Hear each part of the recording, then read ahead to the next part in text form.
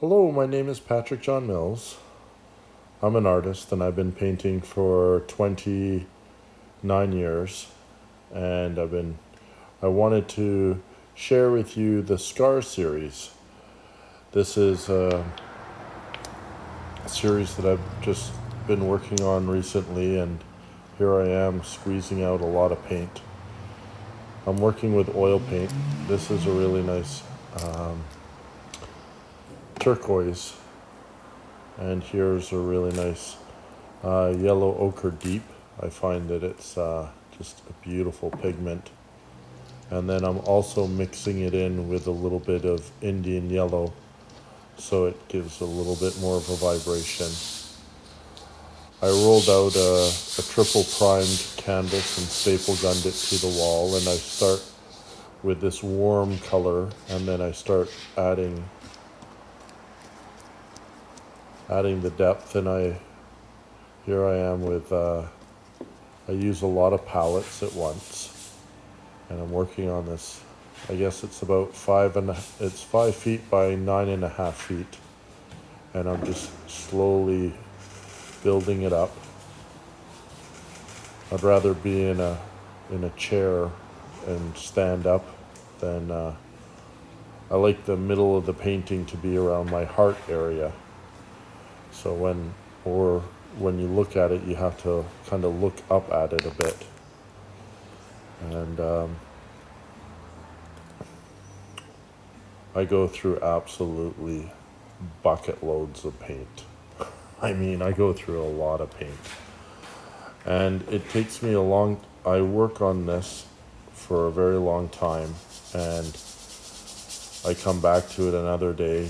Here I am after a week later working on it, so that the layers, the underpainting has dried, and it gives that kind of depth that I want, and the texture starts coming up, and I just keep developing and building it up. I work on more than one painting at a time.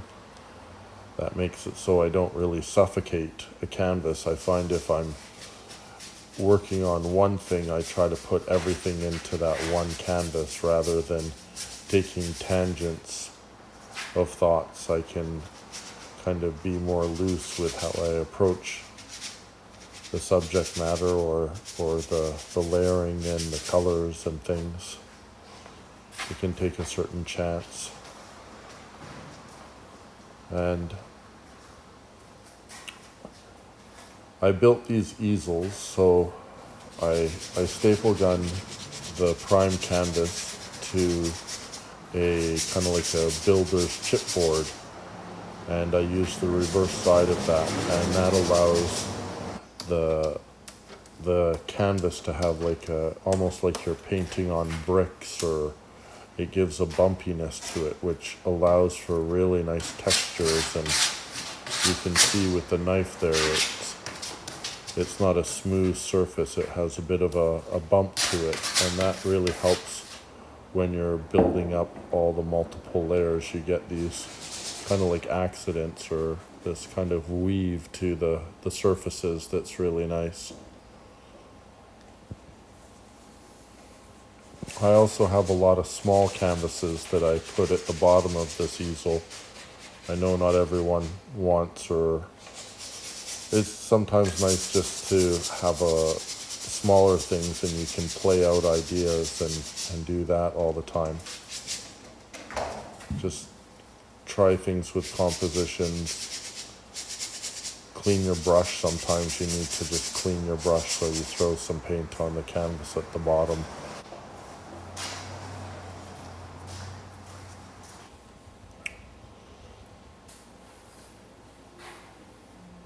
I have several palettes at the same time.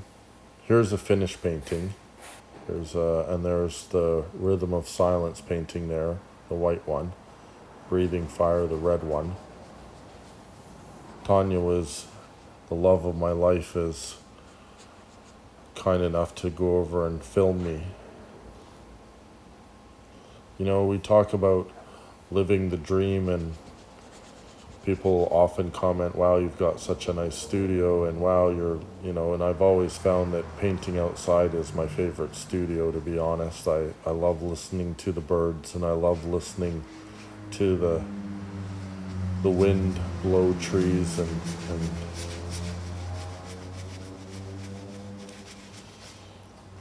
I use household kind of paintbrushes. I find them, I work with a few at the same time, and I change around, and I just kind of push in the paint in those spots.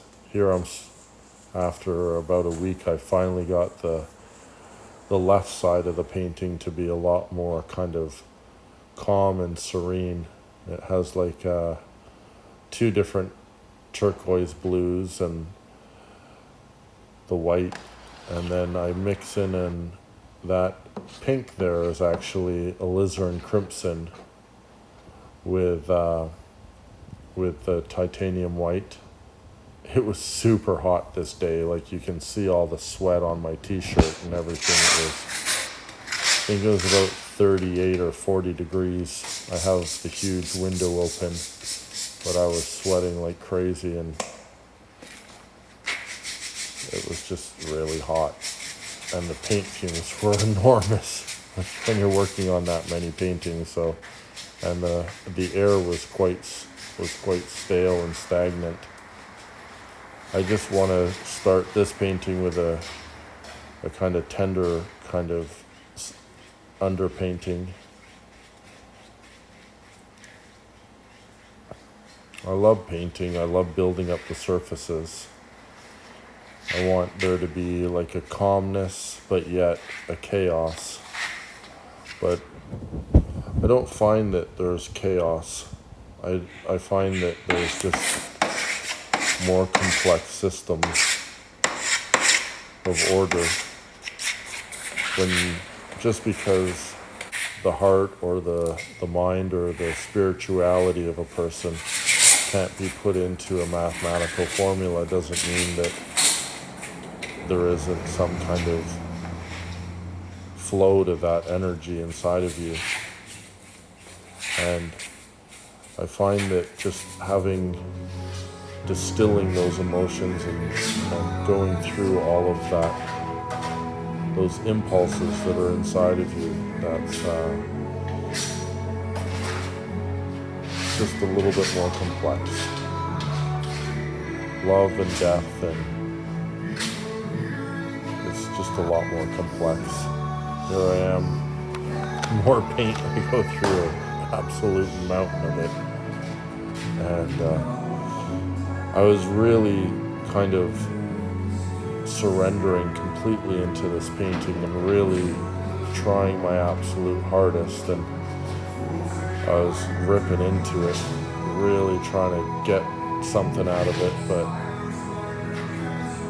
I was kind of like mosh painting or something. I don't know really what, but it's I'm trying to find that, trying to like ride that wave, that ocean of emotion that's inside of me, and trying to just find the complexity where it has its own harmony. And that's kind of a hard thing to do sometimes. It's a lot harder when it's such a big painting. You know, you have to really kind of,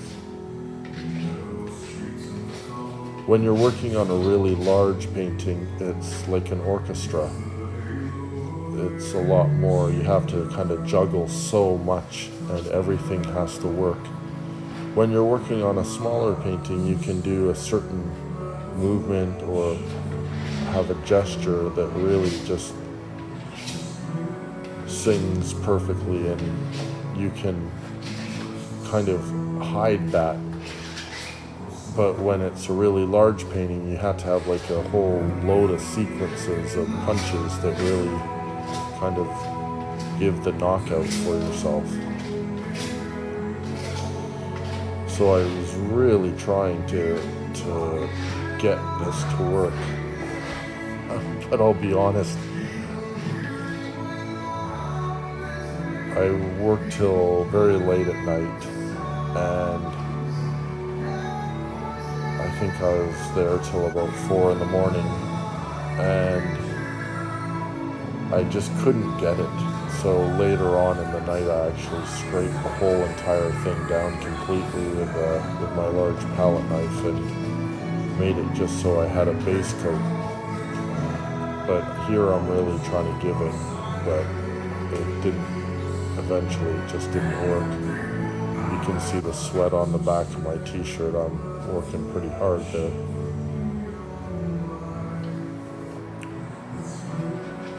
I'm trying to remove paint, add paint, scrape it away, trying to find how it works, trying to tap into that something. You know, a painting should, I don't repeat a painting in the same way. I'll develop a series or I'll develop like an idea and I'll see how it unfolds and follow tangents and try things. I find it's important that you keep painting the whole surface area at once and keep working it so you don't get like a sticker in one area, but the painting's all alive at once. It's all like has a harmony and a connection. I just love painting. You can really just control something.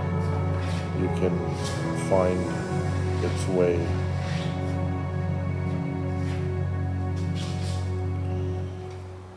Yeah. The gesture of mark making and going. You put a lot of pressure on yourself when you work on a really large canvas. You really, it can be excessively, like when you're pouring out like massive tubes of paint constantly and just spending just huge amounts of money, and you know, you're really wanting it to work so badly, and you're like, come on, you know, you feel like you're juggling knives and breathing fire and jumping on your head all at once.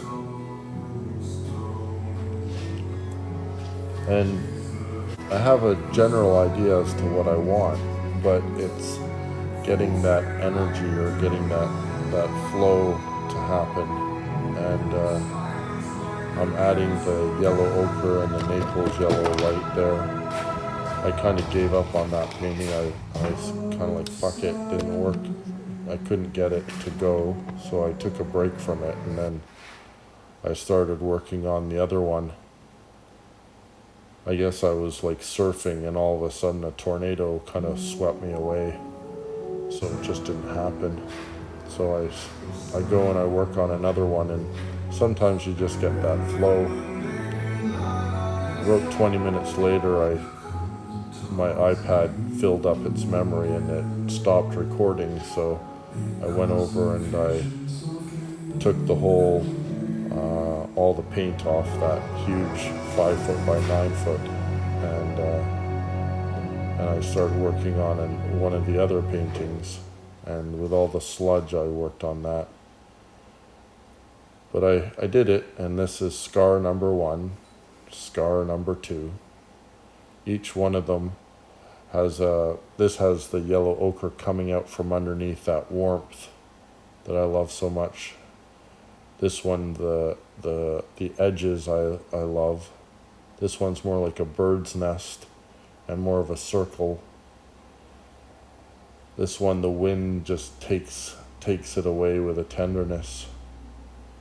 This one kind of more frazzled, I guess, and this is the sludge painting that was, and this is the one I focused on, and you can finally see what the energy is in the middle.